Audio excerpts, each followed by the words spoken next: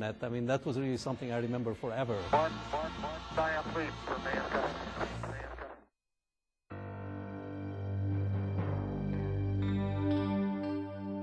They've all been to space before. Commander Neil Armstrong on Gemini 8. Command Module Pilot Michael Collins on Gemini 10. Lunar Module Pilot Buzz Aldrin set an EVA record on the final Gemini flight. The morning of July 16, 1969, spectators line the beaches around the Kennedy Space Center. America will attempt to end the space race. Moon fever is rampant. And there was just great excitement, and you could hear lots of people saying, gosh, this is almost, I can't believe that somebody's going to go to the moon. T-minus 15 seconds. Guidance is internal. 12, 11, 10, 9. Ignition sequence start. 6. At 9:32 a.m., the Saturn V's giant engines roar to life. At the viewing stand 3 miles away, spectators feel the thunderous drumbeat of unearthly power pounding their chests as the heat of the rocket's exhaust washes over them. When that rumble came across the ground, it was like somebody was putting their hands on your chest and pressing. I almost couldn't breathe. It was so unbelievable that the United States was going to send 2 men to walk on the surface of the moon. It was almost unthinkable. For 3 days, the crew of Apollo 11 cruises towards the moon, then drops its spacecraft into lunar orbit. I just thought there were so many unknowns that I would have given us about a 50-50 chance of being the first flight to land and return someone safely. With Collins remaining in the command module, Armstrong and Aldrin prepare the LEM and themselves to become the first humans on the moon. Okay, all flight controllers, go for landing. Retro. Go. Fido. Go. Guidance. Go. Control. And go. Telcom. Go. GNC. Go. Roger, copy. Surgeon. Go. Capcom, we're go for landing. Eagle, Houston, you're go for landing, over. But the landing veers from the planned script. As the LEM nears the surface, the onboard computer flashes an alarm the crew doesn't recognize. 1201. 1201. Roger, 1201 alarm. Any one of thousands of technical glitches could abort the landing.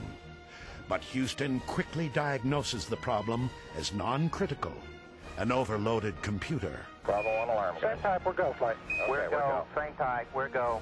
That's when real trouble threatens the mission.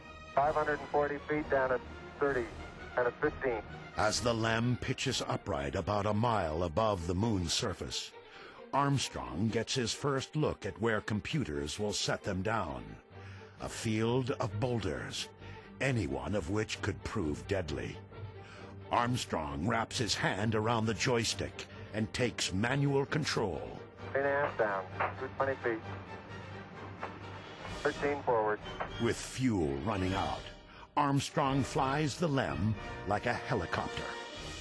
Aldrin keeps his eye on their altitude, forward speed, and rate of descent, calling out the numbers. 100 feet, 3.5 down, 9 forward. At 60 seconds, we're still 100 feet up. I was nervous. Okay, at 30 seconds, we were 10 feet. I figured we had it made.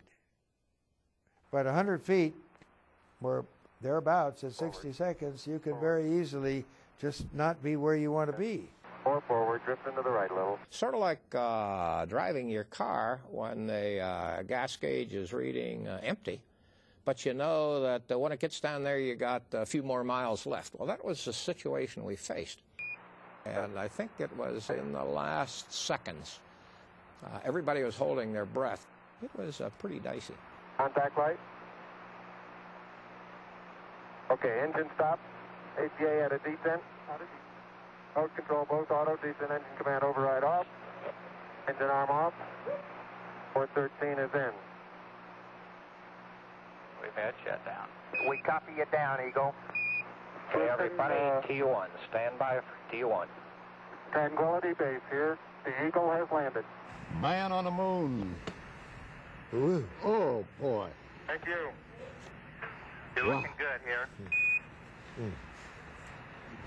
Boy. Okay, we're going to be busy for a minute. Like people around the world, of every persuasion and from every walk of life, mission controllers in Houston are overwhelmed. Okay, keep the chatter down in this room.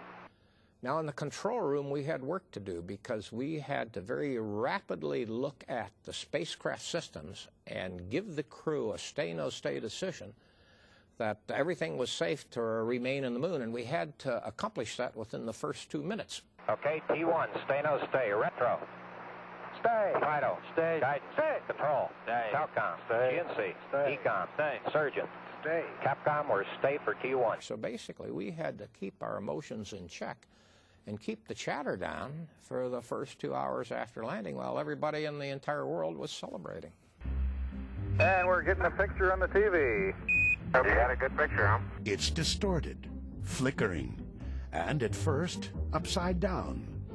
But a small black and white television camera mounted outside the LEM gives the world its first live glimpse of an alien landscape.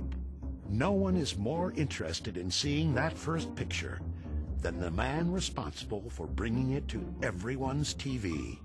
This whole mission was now about television, in my mind. There were hundreds of millions of people watching, waiting to see the first step on the moon and people on the moon, see a spacecraft on the moon, anything. And if it doesn't work, then probably people actually will know my name years from now as the guy who didn't bring you television from the moon. Okay, Neil, we can see you coming down the ladder now. The world just marveled at this right along with us, and we more or less made the whole world our partners in this thing by inviting people to be there during the launches. And I think that's one of the best things we ever did in the space program. One of the best decisions ever made with regard to the space program was to share that with the world. Okay, I just checked getting back up to that first step. That isn't collapsed too far, but it's adequate to get back up. More than 500 million people around the globe watch as Armstrong first makes sure he can get back into the LEM, then gives the first eyewitness account from the lunar surface. The surface appears to be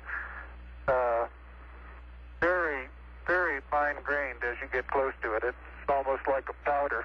6.5 hours after landing on the Sea of Tranquility, Neil Armstrong steps off the footpad of the lunar lander and ends the race to the moon.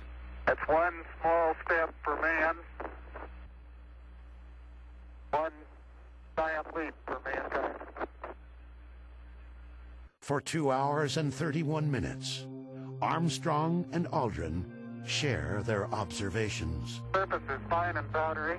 I can pick it up loosely with my toe. There seems to be no difficulty in moving around as we suspected. It has a stark beauty all its own. It's like much of the high desert of the United States. It's different, but it's very pretty out here. Beautiful view. Isn't that something? Magnificent sight out here. Magnificent desolation. Aldrin says magnificent, but thinks otherwise. What a desolate place we just landed on. Absolutely no life, no color, really, until you get down and look at the minerals in the rocks, because everything's covered with this little dust. They are the only two beings here, but Armstrong and Aldrin have come for all humanity. Here men from the planet Earth first set foot upon the moon, July 1969 AD. It came in peace for all mankind. The primary and secondary struts are in good shape. With future moon landings dependent upon its integrity, the LEM is examined closely. Antennas are all in place. There's no